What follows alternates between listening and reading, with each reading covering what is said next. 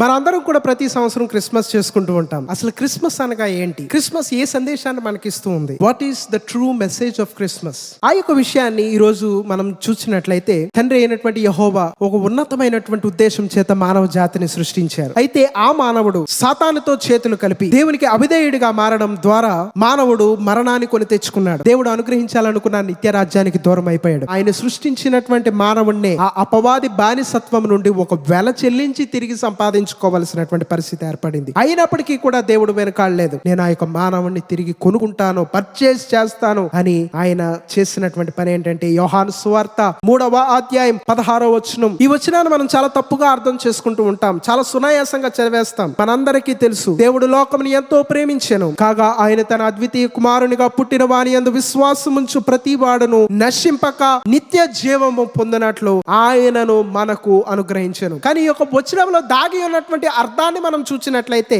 English Bible amplified translation లో ఈ వచనాన్ని మనం చదివితే, for God so loved the world he gave up his only begotten son అని వ్రాయబడి ఉంటది. He sent his only begotten son అని వ్రాయబడి ఉంటది. He gave up his only begotten son అంటే ఆయన తన యొక్క అద్వితీయ కుమారుని, తన స్వంత కుమారుని ఆయన మనకు అనుగ్రహించారని వ్రాయబడి ఉంటది, పంపారు అని వ్రాయబడి ఉంటది. ఈ రెండిట్లకి చాలా తేడా ఉంది. తండ్రి చేసినటువంటి పని ఏంటంటే, గేవ్ అప్ అనేటువంటి మాట, ఆ మాటకు అర్థం ఏంటంటే, ఆయనకు మానవ జాతి కావాలి. తన కుమారుడి కంటే ఎక్కువగా మానవుడిని ప్రేమించాడు ఆయన. కనుక ఆయన యొక్క కుమారుణ్ణి ఆయన ఈ యొక్క లోకంలోనికి మానవ రీతిగా పంపించి ఆ యొక్క ప్రాణాన్ని ఆయన పణంగా పెట్టి ఈ రోజు నిన్ను నన్ను కొన్నారు. ఎందుకంటే నిత్య జీవం అనుగ్రహించుట కొరకు. ఆ వచనంలో అంత అర్థం ఉంది. అది సునాయాసమైనటువంటి పని కాదు, అది ఈజీ కాదు. అది ఒక కుమారుణ్ణి, అద్వితీయ కుమారుణ్ణి, ఒక్కగానొక కుమారుణ్ణి మానవ జాతి కొరకు అర్పించడం. కానీ దేవుడు చేశాడు. ఆ తండ్రి యొక్క త్యాగాన్ని నీవు నేను జ్ఞాపకం చేసుకోవాలి. అందుకే కుమారుడు చేసినటువంటి పని ఏంటంటే, యేసుక్రీస్తు ప్రభుల వారు గెత్సెమనే వనంలో ప్రార్థన చేస్తారు.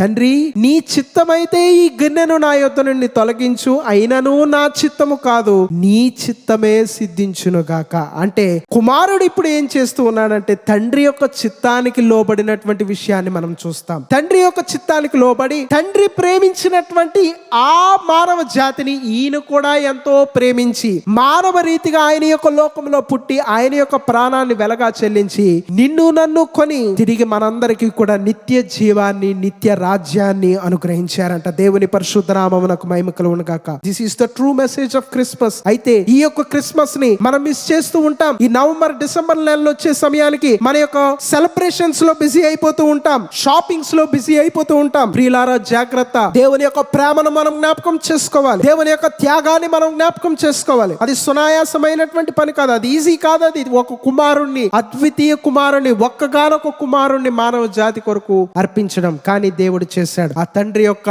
త్యాగాన్ని నీవు నేను జ్ఞాపకం చేసుకోవాలి. కుమారుడు మానవ రీతిగా ఈ యొక్క లోకంలో జన్మించి నశించిన దానిని వెతికి రక్షించి ఆయన యొక్క సిలువలో ఆయన యొక్క ప్రాణాన్ని అర్పించినటువంటి ఆ త్యాగాన్ని నీవు నేను జ్ఞాపకం చేసుకోవాలి. ఆ ప్రేమను నీవు నేను జ్ఞాపకం చేసుకోవాలి. ఆ కల్వరి ప్రేమను నీవు నేను ఈ క్రిస్మస్ రోజున జ్ఞాపకం చేసుకోవాలి. కానీ ఈ క్రిస్మస్ లో క్రీస్తు లేనటువంటి క్రిస్మస్ ని కొన్నిసార్లు మనం చేస్తూ ఉంటాం. క్రిస్మస్ అనేటువంటి పదాన్ని మనం చూస్తే, క్రైస్ట్ అనగా క్రీస్తు, మాస్ అంటే ఆరాధన, క్రైస్ట్ మస్ అనగా క్రీస్తును ఆరాధించుట. కానీ కొన్ని సందర్భాల్లో మనం క్రైస్ట్ మిస్ చేస్తూ ఉంటాం, క్రీస్తు లేనటువంటి క్రిస్మస్ చేస్తూ ఉంటాం. జాగ్రత్త. ఈ వాక్యం ద్వారా ప్రభు నీతో నాతో మాట్లాడుచూ ఉన్నారు. ఈ క్రిస్మస్ సందేశాన్ని నీవు నేను మిస్ చేస్తున్నావేమో ఒక్కసారి మనల్ని మనం గమనించుకోవలసినటువంటి వారమై ఉన్నాం. ఎందుకంటే రైట్ బ్రదర్స్ మనందరికీ తెలుసు, విమానాన్ని తయారు చేసినటువంటి, గాల్లో ఎగిరేటువంటి వాహనాన్ని తయారు చేసినటువంటి సహోదరులు. వారిరువురు కూడా అనేకమైనటువంటి సార్లు ఎక్స్పెరిమెంట్ చేసి చేసి చేసి ఫెయిల్ అయ్యి ఒక సంవత్సరం డిసెంబర్ నెలలో వారు సక్సెస్ఫుల్ గా ఈ యొక్క విమానం యొక్క డిజైన్ ని వారు పూర్తి చేశారు. వారు టేక్ ఆఫ్ అయ్యారు, కొంత దూరం వారు ఫ్లై అయ్యారు, ట్రావెల్ చేశారు. తర్వాత వారు క్షేమంగా ల్యాండ్ అయ్యారు. వారు చాలా సంతోషం, పట్టలేనంత సంతోషం.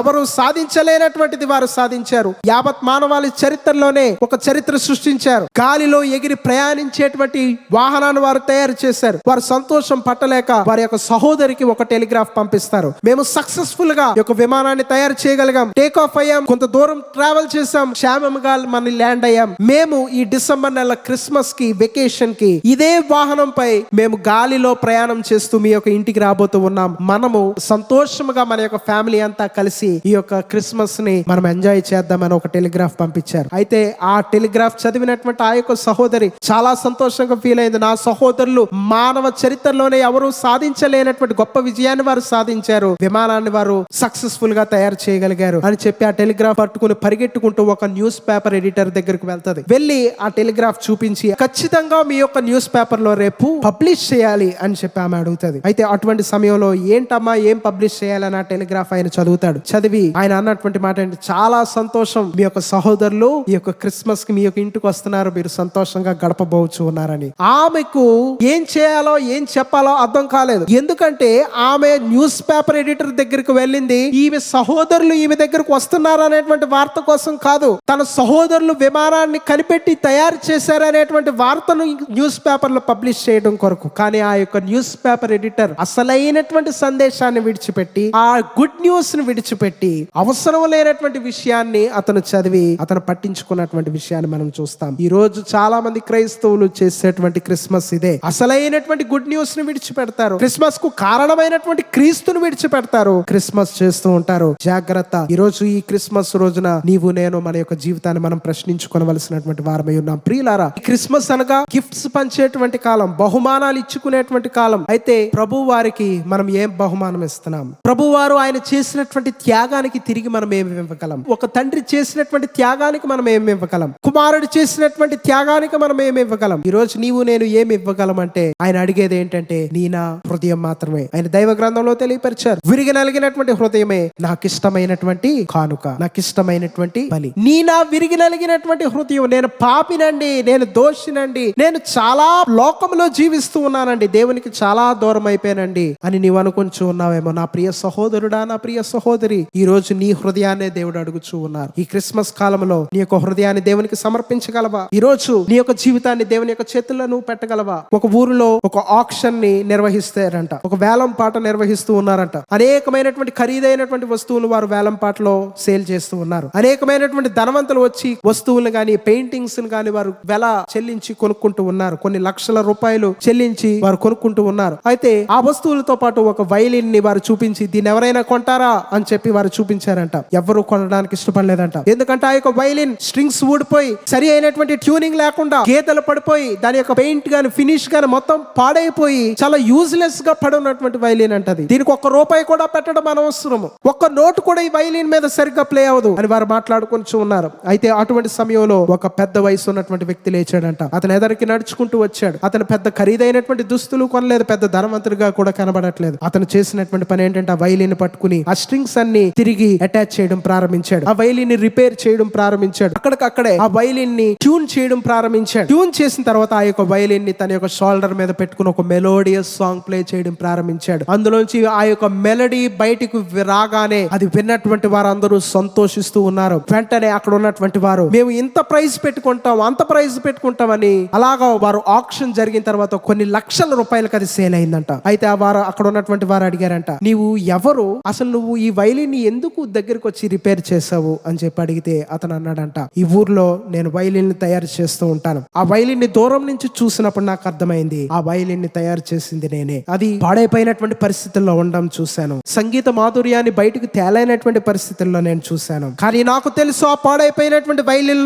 నుండి మెలడీని ఏ రీతిగా తేవాలి, ఆ సంగీత మాధుర్యాన్ని ఏ రీతిగా దానిలో నుండి తేవాలో నాకు తెలుసు, ఆ యొక్క వైలిన్ ని ఎలా బాగు చేయాలో నాకు తెలుసు. కనుక నేను వచ్చి దాన్ని బాగు చేశాను, దాని యొక్క విలువ నాకు తెలుసు. ప్రియులారా, ఈ రోజు నీ నా సృష్టికర్త యొక్క చేతుల్లోనికి మన యొక్క హృదయాన్ని జీవితాన్ని సమర్పించగలిగినట్లయితే పాడైన నీ యొక్క జీవితంలో నుండి ఆ మెలడీ ఏ రీతిగా తేవాలో నిన్ను నన్ను సృష్టించినటువంటి దేవునికి తెలుసు. పాడైపోయినటువంటి నీ జీవితాన్ని అనేక మందికి ఆశీర్వాదకరంగా ఏ రీతిగా మార్చాలో నిన్ను నన్ను సృష్టించినటువంటి సృష్టికర్తకు తెలుసు. కనుక ఈ క్రిస్మస్ కాలంలో నీ నా జీవితాన్ని నీ నా హృదయాన్ని దేవుని యొక్క చేతుల్లో మనం పెట్టగలిగినట్లయితే, దేవునికి మనం సమర్పించగలిగినట్లయితే అదే నిజమైన క్రిస్మస్. ఈ క్రిస్మస్ ఆనందాన్ని, క్రిస్మస్ ఆశీర్వాదాన్ని మనందరిపై దేవుడు కుమ్మరిస్తారు. అటువంటి ధన్యకరమైనటువంటి జీవితం ఆ పరిశుద్ధాత్మ దేవుడు మనందరికీ అనుగ్రహించును గాక. Amen. Once again I wish you all a happy and merry Christmas.